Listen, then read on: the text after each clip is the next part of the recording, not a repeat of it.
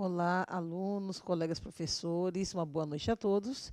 Nós temos agora mais uma aula de Química para a segunda série do ensino médio. O tema desta aula é Estrutura da Matéria. Eu sou a professora Márcia, estarei fazendo com vocês a moderação através do chat e apresento a vocês a professora Renata, que irá ministrar esta aula. Boa noite, professora. Boa noite, Márcia. Boa noite, professores, alunos, familiares que estão assistindo essa aula. Hoje nós vamos ter um tema que vai ser uma revisão, vocês já viram há algum tempo atrás, e através do feedback que vocês nos deixam nas avaliações, vimos que é um tema recorrente no que vocês deixaram, e também as habilidades devem ser retomadas para que algumas dúvidas sejam esclarecidas, tá bom? Então vamos começar com as habilidades dessa aula. A habilidade: explicar a estrutura da matéria com base nas ideias de Rutherford e Bohr. Então, nós já vimos os modelos atômicos, né? Nós falamos sempre de 4 modelos atômicos, mas é muito importante, até em questão de história da ciência, né? A gente não estudar apenas o mais novo, aquele que é aceito atualmente, mas entender desde quando se iniciou os estudos, né? Se iniciaram esses estudos, como ele foi evoluindo, como era o primeiro modelo, e até chegar ao modelo que nós temos hoje. Então, pode passar os slides, por gentileza.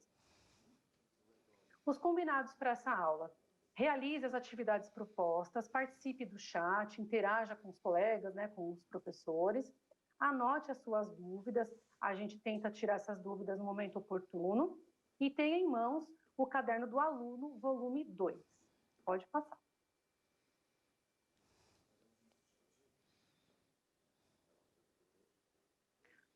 Agora, nós vamos ver a primeira parte de um vídeo.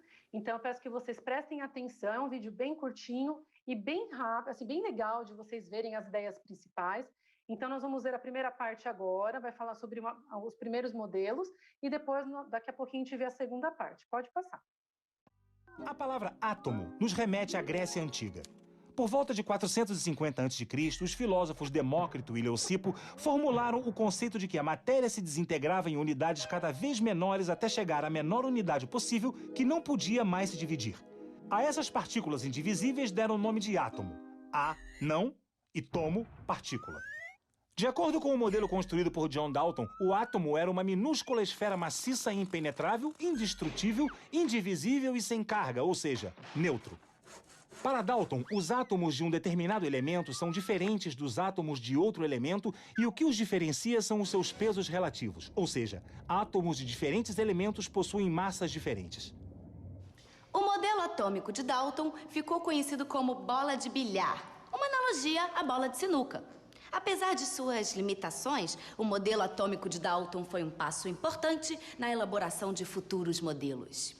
Quase um século depois de Dalton, em 1904, o cientista britânico Joseph John Thomson, J.J. Thomson para os íntimos, realizou uma experiência utilizando uma ampola feita de vidro ou quartzo chamada de ampola de Crookes.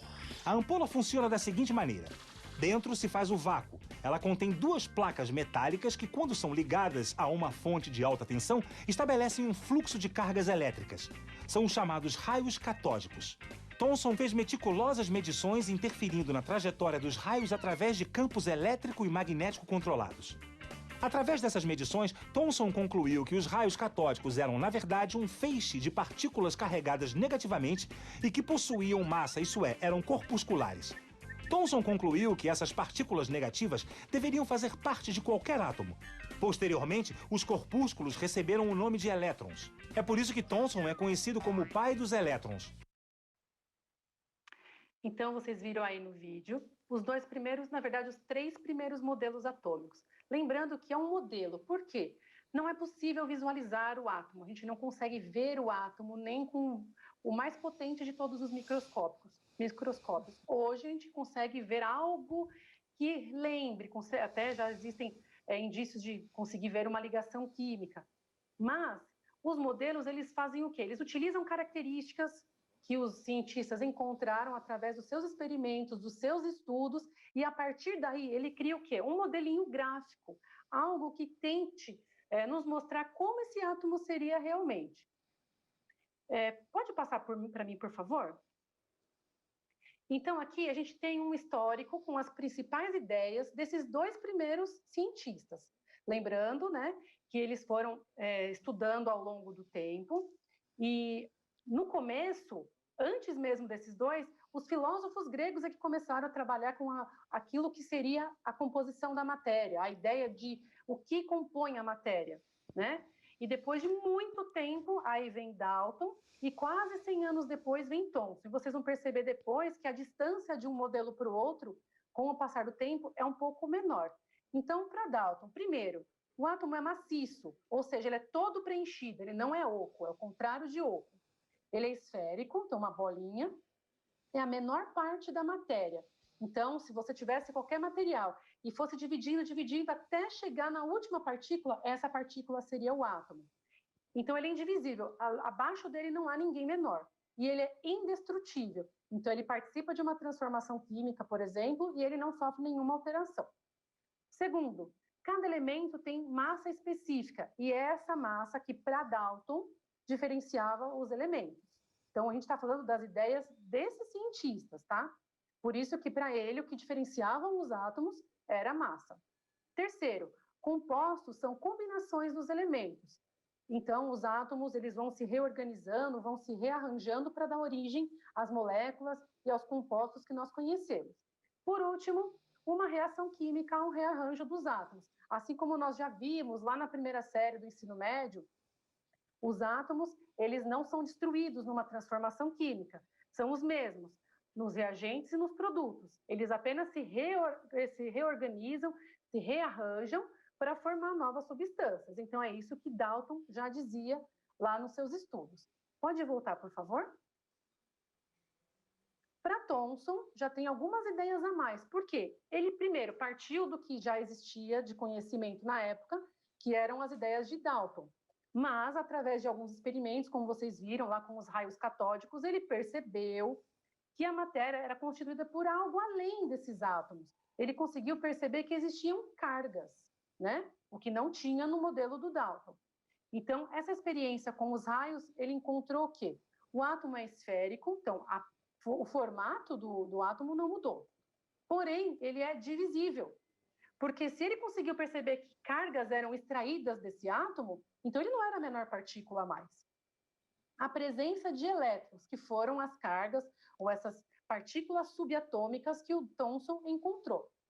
E a massa densa positiva. Então, seria, como está aí no desenho do slide, um círculo, uma esfera densa, de carga positiva, e em volta tinham os elétrons grudadinhos na superfície. Então, ele usa uma analogia do pudim de passas. O pudim de passas não é uma sobremesa que nós, brasileiros, conhecemos assim com muita facilidade, nós não encontramos assim. E para a gente, nós podemos pensar no panetone, ou nós podemos pensar até num brigadeiro. Então, aquela esferazinha, né, docinho, e os elétrons em volta seriam o granulado, ou no panetone, as frutinhas, tá bom? Só para a gente conseguir trazer o conceito dele, a analogia dele, de algo que nós não temos muito no nosso dia a dia. Pode passar, por favor? Já é a segunda parte do vídeo? Sim. Então, pode passar. Vamos voltar 10 anos no tempo para falar de um físico brilhante que cruzou o caminho de Thomson. Seu nome era Ernest Rutherford. De origem neozelandesa, Rutherford havia se destacado nos estudos. Tanto é que, em 1894, depois de se graduar em matemática e física, recebeu uma bolsa para fazer uma pós-graduação na Universidade de Cambridge, na Inglaterra, onde passou a ser orientado por Thomson. No entanto, antes de se aprofundar no modelo do pudim de passas, Rutherford concluiu sua pós-graduação e recebeu um convite para lecionar na Universidade McGill, em Montreal, no Canadá. Foi professor da instituição por 9 anos, antes de retornar em 1907 para a Inglaterra, mais precisamente para a Universidade de Manchester. Rutherford se tornou um professor muito popular e amado por seus discípulos. E ele sabia escolher seus alunos e colocá-los para trabalhar como poucos na história conseguiram. Não é à toa que nada mais, nada menos que 10 de seus alunos receberam o Prêmio Nobel. Em 1908, Rutherford analisava o modelo atômico de Thomson e se indagava se a matéria seria densa ou cheia de espaços vazios. Por conta disso, ele propôs um desafio a 2 de seus melhores alunos, Hans Geiger e Ernest Marsden. O desafio consistia no seguinte: Geiger e Marsden deveriam bombardear uma finíssima lâmina de ouro com partículas alfa de carga positiva emitidas pelo elemento químico polônio e depois medir o espalhamento dessas partículas. Rutherford notou que a maioria das partículas alfa atravessava a lâmina de ouro sem sofrer porém, pouquíssimas partículas alfa sofreram grandes desvios. Assim, ele verificou que o átomo possuía espaços vazios, ou seja, ele não era mais maciço como Dalton e Thomson acreditavam. Rutherford concluiu também que deveria haver uma pequena parte do átomo com carga positiva, visto que uma pequena quantidade das partículas alfa de carga positiva sofreu grandes desvios. Portanto, essa pequena parte do átomo carregada positivamente, ou seja, que repelia as partículas alfa, só poderia ser o seu núcleo.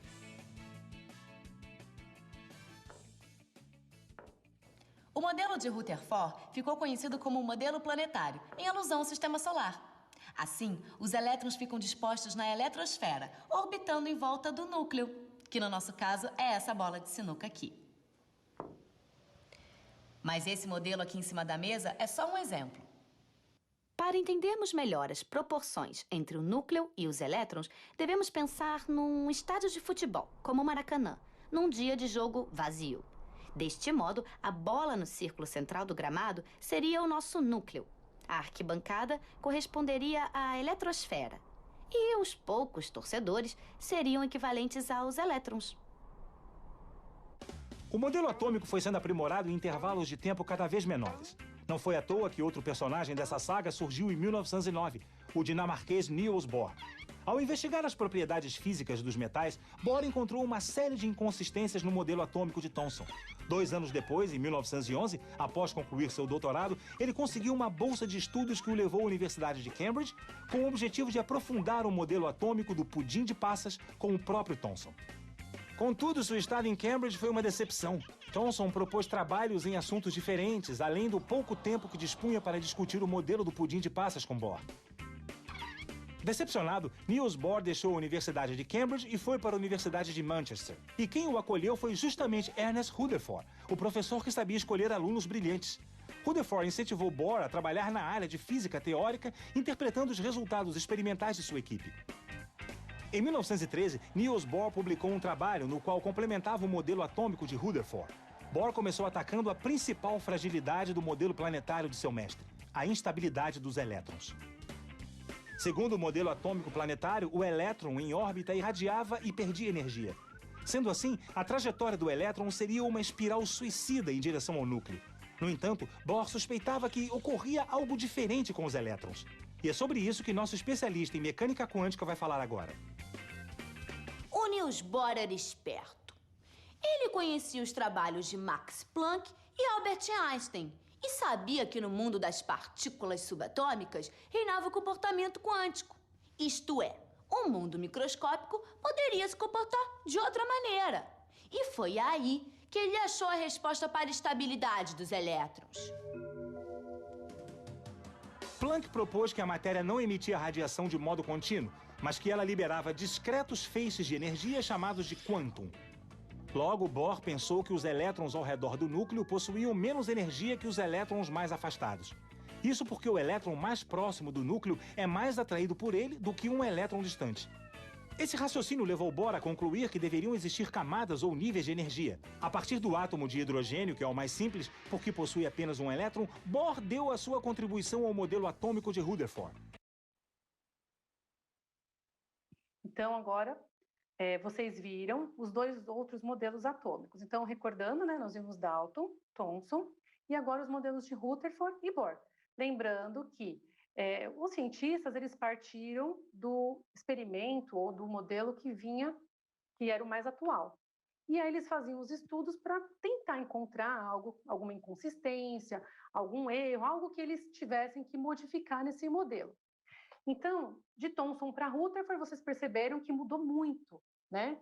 Porque de Dalton para Thomson, acrescentaram-se os elétrons. De Thomson para Rutherford já mudou bastante, porque ele encontrou o núcleo, né? Ele não tinha isso antes, era um modelo esférico com os elétrons ao redor colados na sua superfície. Agora ele sabe que existia um núcleo muito pequenininho, ele foi constatado através das partículas alfa que se chocavam nesse núcleo e eram repelidas, eram ricocheteadas, né? Então, eles perceberam que a maioria atravessava aquela lâmina de ouro, a grande maioria passava sem nenhum desvio, sem nada que atrapalhasse a sua trajetória. E poucas, elas encontravam algo no centro e voltavam. Então, no caso, esse algo que elas encontravam era o núcleo, que era positivo, por isso que tinha essa repulsão. Só que ele dizia que era um modelo planetário, né? Os elétrons girando ao redor. Veio então Bohr, que já mudou um pouco esse conceito. Os elétrons não estão girando e perdendo energia, porque se eles perderem energia, eles vão direto para o núcleo, acabou o átomo. Então, ele entendeu que existiam camadas, essas camadas tinham uma quantidade fixa de energia, e aí tinha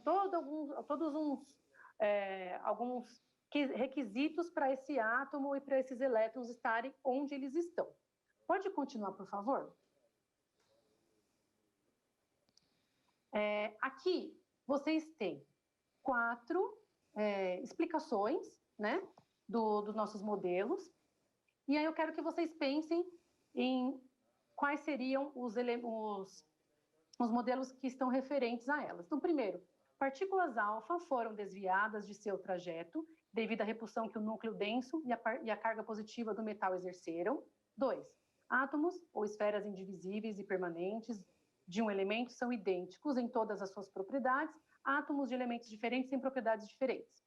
Os elétrons movem-se em órbitas em torno do núcleo sem perder ou ganhar energia. E a última, percebeu que a matéria tem uma natureza elétrica e a presença de partículas pequenas e com carga. E é o pai do elétron. Então, quem são os responsáveis por essas falas? Pode passar.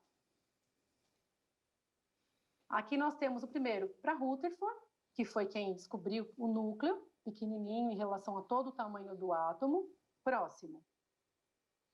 Temos aqui o Dalton, que foi o primeiro, né, que teve as ideias documentadas.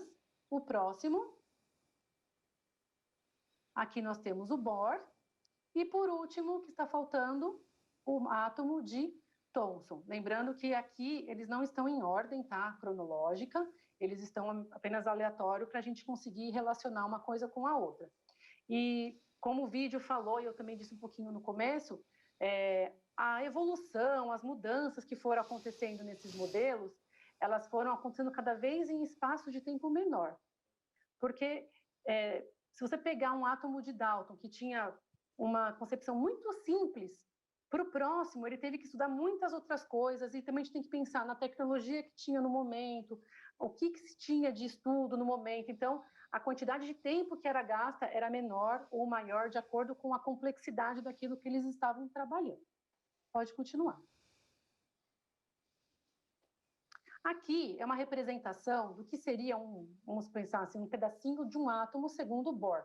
Então, aquela parte pretinha é o núcleo, e eu tenho aqui na frente algumas anéisinhos, né? Que seriam os orbitais, os níveis ou as camadas, os níveis de energia. Então, elas vão ser representadas pelas letras K, L, M, N, O, P, Q, ou pelos números 1, 2, 3, 4, 5, 6 e 7.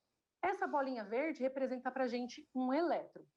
E essa seta mostrando a energia, ela diz o que para a gente? Quanto mais afastado do núcleo tiver esse elétron, maior vai ser a quantidade de energia que esse nível comporta. Pode passar. Então, aqui eu tenho a denominação das camadas, de K até Q, os níveis de 1 até 7 e o número máximo de elétrons que podem ser colocados em cada um desses níveis. Então, não é assim, o elemento tem número atômico 20 e os 20 elétrons dele vão ficar todos na mesma camada. Não.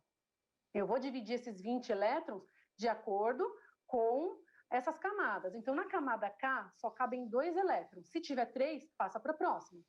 Na camada L, ou 2, 8, 18, 32, 32, 18 e 2. Então, isso daí faz parte da distribuição eletrônica, né, proposta até por Linus Pauling, também, que ele tem um esqueminha, mas é para dizer que esses elétrons eles não estão aleatoriamente distribuídos, eles têm o seu local certinho para estar, a quantidade de energia por camada, tudo determinado até mesmo matematicamente, tá bom? Pode passar para o próximo. Aqui nós temos dois modelinhos para representar o sódio, o elemento Na, e o potássio, que é o elemento K. Na frente do sódio tem o número 11, na frente do potássio tem o número 19. Lembrando que esses números são o quê? O número atômico. O número atômico ele está relacionado com a quantidade de prótons do átomo, mas também está relacionado com a quantidade de elétrons. Então, se vocês estiverem acompanhando, do ladinho direito tem ali, no sódio, K2, L8, M1. Então, em cada camada, quantos elétrons estão? Na primeira camada tem 2, na segunda tem 8, na terceira tem 1. Se você somar 2, 8 e 1, vai dar os 11 elétrons ou o número atômico. A mesma coisa para o potássio. 2, 8, 8 e 1. Se você somar, você vai encontrar os 19, que também correspondem ao número atômico do potássio. Então, independente do elemento, independente do número atômico, ele sempre vai seguir essa distribuição. Pode passar. Aqui nós vamos falar sobre o salto quântico. Eu falei para vocês que os elétrons eles têm um lugar certo e fixo para ficar. Então, ele não sai passando de uma camada para outra aleatoriamente. Existe o que nós chamamos de salto quântico. O que seria isso? Um elemento tem os seus elétrons distribuídos, aí um elétron está lá no seu estado estacionário, é a sua camada de origem. Para ele passar para uma outra camada, ele precisa fazer o quê? Receber uma quantidade de energia. Só que ele recebendo essa quantidade de energia, ele não é mais comportado naquela camada. Então, o que acontece? Ele precisa passar por uma camada que tenha uma quantidade de energia maior. Nós chamamos que ele está agora num estado excitado. Ele está num nível que não é dele desde o início. Ele está num nível que comporta a quantidade de energia que ele recebeu. Só que ele não vai ficar ali para sempre. Ele vai perdendo essa energia. Ele perde essa energia até voltar para a camada que seria o seu estado estacionário. Só que nessa volta, não é também de qualquer forma. Ele volta para a camada onde ele estava e nessa volta ele emite luz. Então, é um fenômeno que a gente vê, nós vamos até ver daqui a pouquinho, algo que acontece no nosso dia a dia, tem muitas coisas que a gente percebe essa emissão de luz, mas não relaciona com esse salto quântico. Mas é isso, ele recebe energia, passa para um nível que comporte essa quantidade de energia mais afastado do núcleo e no retorno ele emite luz, tá bom? Pode passar. Aqui a gente tem duas fotos que representam para nós um teste que nós fazemos em laboratório que é chamado teste de chama. Esse teste de chama ele é usado assim bem no início do nosso curso, né, de química e também é usado no dia a dia nos laboratórios para testar a composição de algum material, geralmente de sais. Então, você tem essa chama que é chamada de bico de Bunsen, e ele produz uma chama bem azul. E você pode ver que no primeiro, dá para ver bem que tem um fiozinho metálico encostando nessa chama, e dessa parte para cima, a chama tem uma cor diferente, ela tem uma cor amarelada. Então, aqui você tem o elemento sódio. Então, o que foi feito? Foi pego esse fiozinho de metal, colocou-se uma quantidadezinha de sódio e colocou nessa chama.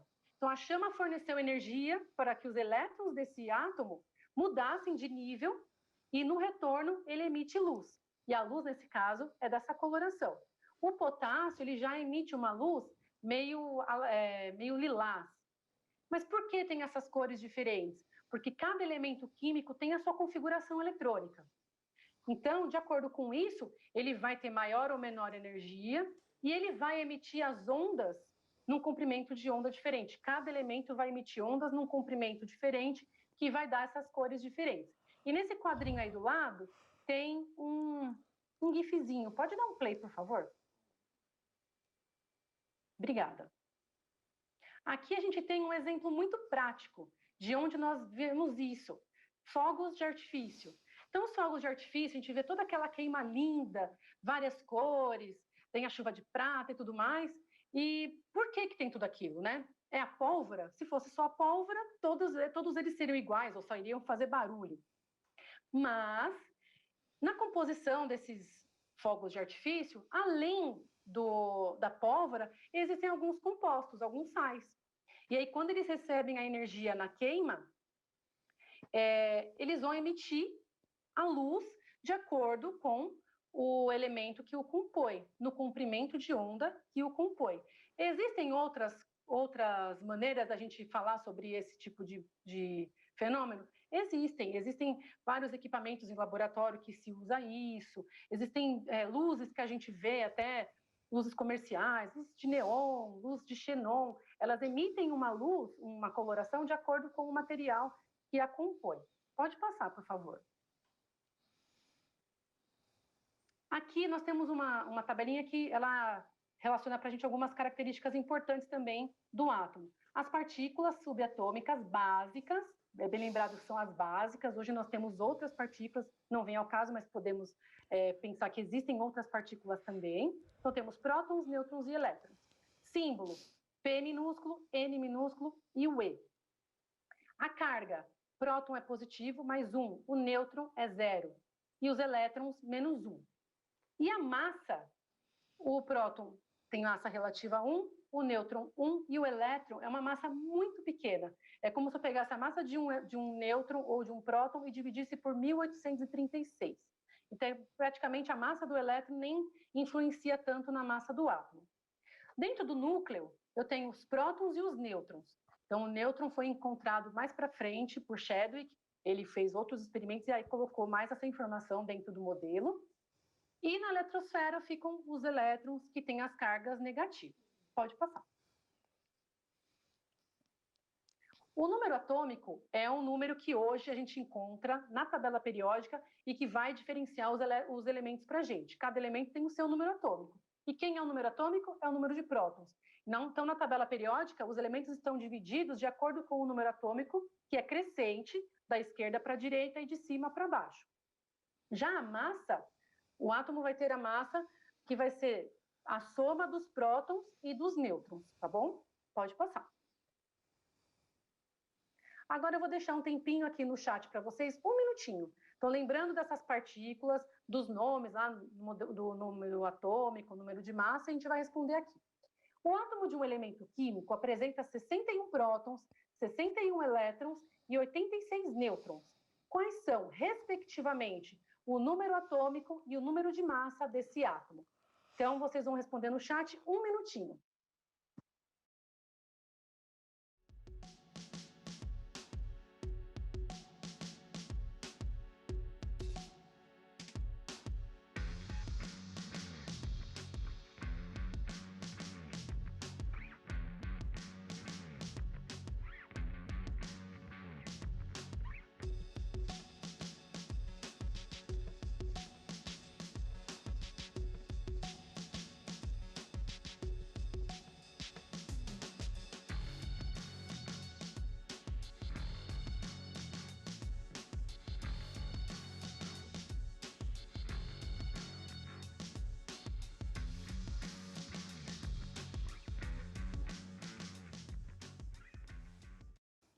Olha só, a professora Renata, bastante interação aqui, tá?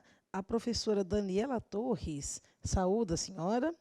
Olá, Renata, saudades da nossa época na USP, um abraço, né? Acho que vocês foram colegas. Vamos lá, continuando aqui.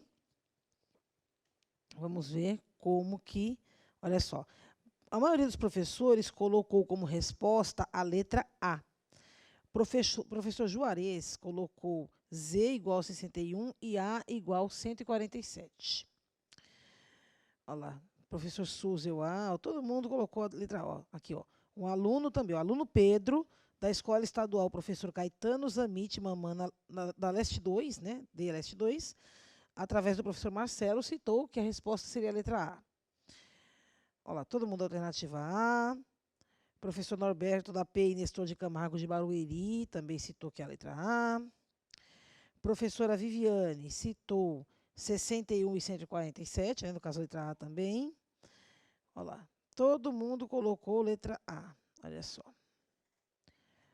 Todo mundo aqui parabenizando muito, adorando a aula, ótima explicação, tema interessante, parabéns, professora.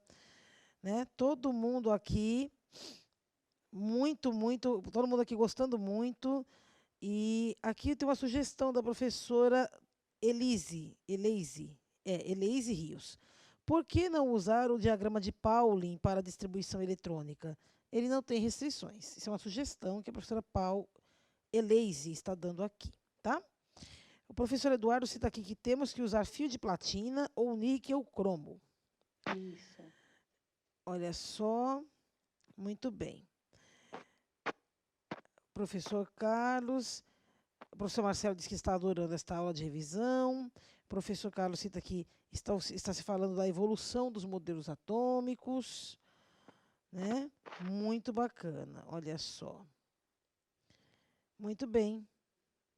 É isso aí.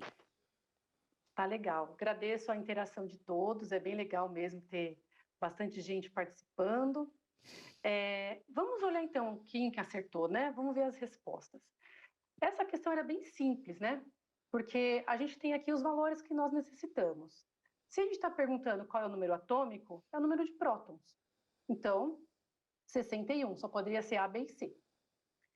E o número de massa, eu vou somar prótons e nêutrons. Não vou somar mais ninguém. Então, no caso, 147. Vamos ver se é isso mesmo? Alternativa A. Isso aí, todo mundo acertou essa questão. Muito bom. Esse é um tipo de exercício simples. Às vezes aparecem alguns detalhes a mais, né? Eles colocam lá a parte dos isótonos, isóbaros, né? Isótopos, que também tem um conceito bem próximo a isso, mas que tem uns detalhezinhos a mais. E respondendo sobre o diagrama de Linus Pauling, no nosso material a gente não utiliza, mas nós estamos livres para trabalhar com os nossos alunos. Então, mostrar aos nossos alunos de onde surgiu também essa distribuição, colocar os subníveis S, P, D, F, não tem problema, né? É um conteúdo a mais. Se você achar pertinente, se houver interesse, tempo, né? Não tem nenhum problema. É algo a mais e é bastante interessante para os alunos, até por conta de vestibular. Pode continuar, por favor? Então, retomando aqui, nós falamos sobre 4 modelos atômicos. Lembrando, né, qual é a intenção de se trabalhar os modelos atômicos? É a gente conseguir entender a evolução de um conceito. A química trabalha com matéria. E por que nós temos que estudar, então, a estrutura da matéria? Para nós entendermos as transformações, entendermos o que está acontecendo no mundo à nossa volta. E eu já vi muita gente dizendo assim, vamos trabalhar o último modelo, o mais atual. Só que é muito importante que os nossos alunos, né, que vocês, alunos, compreendam que a ciência ela não é imutável. Então, não tem uma coisa pronta e ela nunca mais vai sofrer nenhuma alteração. Na verdade, os conceitos eles vão sendo aprimorados, eles vão sendo melhorados, eles vão evoluindo com o passar do tempo. Então, os cientistas, eles, com base nos seus estudos, com base nos estudos de cientistas anteriores, eles vão trabalhando nisso. Mas também não é assim, o cientista achou que está certo. Não, ele vai publicar os seus trabalhos, a comunidade científica vai dizer se aquilo está correto ou se é aceito ou não. Então, ele tem que ter toda uma base teórica, uma base experimental para poder passar esse conceito para frente. Então, quando um modelo substituiu o outro, não foi do nada. Então, o cientista, ele tinha base para comprovar aquilo que ele estava dizendo.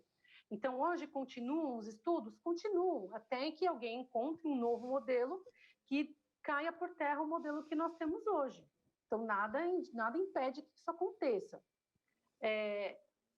Nas próprias ligações químicas, a gente precisa saber a estrutura da matéria, a distribuição eletrônica para eu saber se uma ligação vai ser iônica, se a ligação vai ser covalente, se ela perde elétron, se ela ganha, se está completo o orbital, se não está.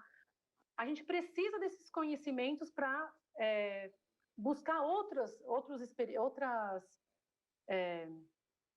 habilidades da química. Então, é um conteúdo que vai dando subsídios para os próximos. E os estudos, como eu falei algumas vezes, eles vão melhorando, eles vão sendo aprimorados também de acordo com o que o cientista tem em mãos, com a tecnologia que ele tem em mãos. Hoje, os estudos que os cientistas fazem são completamente diferentes dos estudos que um cientista em 1808 tinha como fazer, certo? Pode passar, por favor?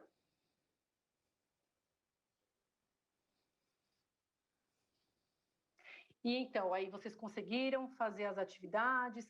Ficou alguma dúvida?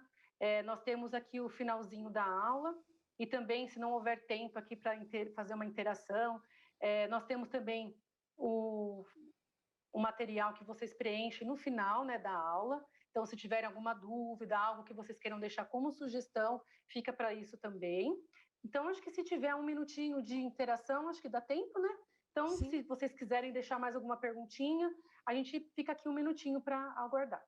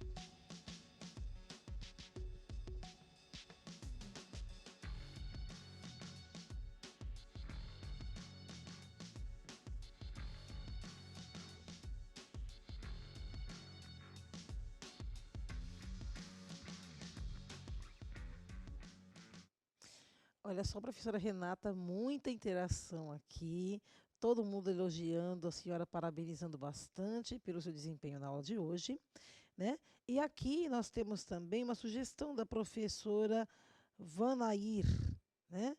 Está escrito aqui. Eles têm dificuldades, no caso os alunos, né, em entender as regras para usar essa tabela de distribuição. Poderíamos fazer uma aula para explicar, sugestão, né? Ela está colocando como sugestão uma aula apenas para explicar essa tabela de distribuição, certo? Professora Vanderleia está aqui. Quantidade de elétrons por camada atual. K2, L8, M18, N32, O32, P18 e Q8. Professor Antônio Carlos, saudações astronômicas. Achei muito bonitinho, muito interessante. Olha só, todo mundo, parabéns, professora. Parabéns, professora. A senhora faz a diferença. Gostei muitíssimo da aula. Ótima aula. Olha, o professor José William, ó, ganhou um fã aqui, ó. Renata, acompanhei suas 3 aulas de hoje. Você é show. Olha aqui, que maravilha, né? Olha só. O professor José Francisco. Boa aula. Gostei da interação com os vídeos. Professor Cícero, parabéns pelo trabalho. Leonardo, excelente aula ministrada. Olha só, muito bem. Todo mundo aqui, olha, parabéns, parabéns, parabéns, parabéns. Nossa, muitos parabéns aqui, professora. A senhora deve ficar feliz, porque está todo mundo aqui amando, amando, amando.